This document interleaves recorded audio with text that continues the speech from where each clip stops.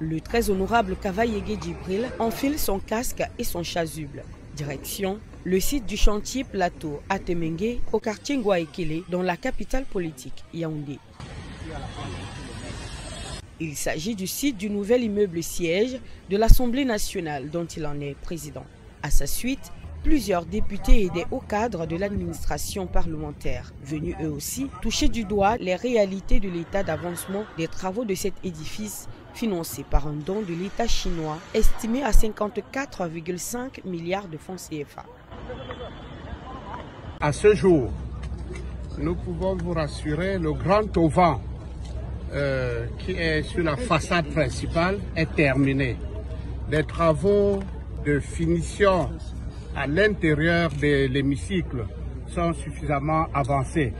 Et également pour le bloc administratif, comme vous l'avez constaté, le crépissage a beaucoup avancé, les installations des équipements techniques sont déjà faits. Et nous ne parlons pas beaucoup en termes de pourcentage, mais nous pouvons vous dire plutôt en faisant des décomptes que d'ici 15 mois, nous pourrons siéger dans cet hémicycle. Voilà, et nous essayons de veiller à la bonne exécution, tant en qualité que dans le suivi des délais.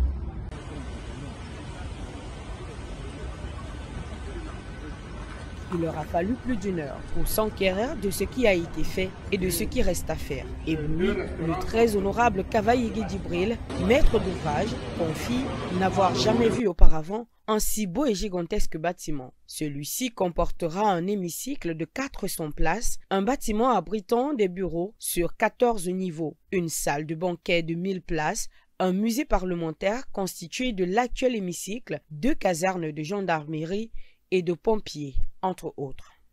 Je vous remercie très sincèrement.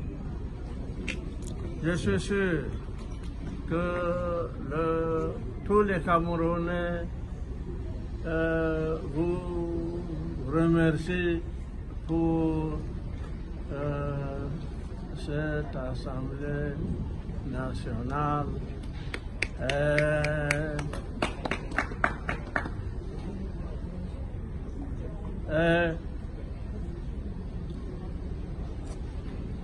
Moi aussi, je vous en remercie très sincèrement parce que j'ai vu ce que vous avez fait. La pose de la première pierre de ce nouvel immeuble siège de l'Assemblée nationale, bâti par l'entreprise Behin Urban Construction Group, avait pourtant eu lieu il y a 3 ans. C'était le 12 décembre 2019. Les travaux sur ce site ont jusqu'ici connu plusieurs couacs, ce qui ont contraint les manœuvres à évoluer à pas de tortue. Le 14 juin 2021, par exemple, le chantier était à l'arrêt pour cause de la pandémie de coronavirus qui sévissait dans le pays. C'était déjà le cas en novembre 2020, suite à une forte pluviométrie.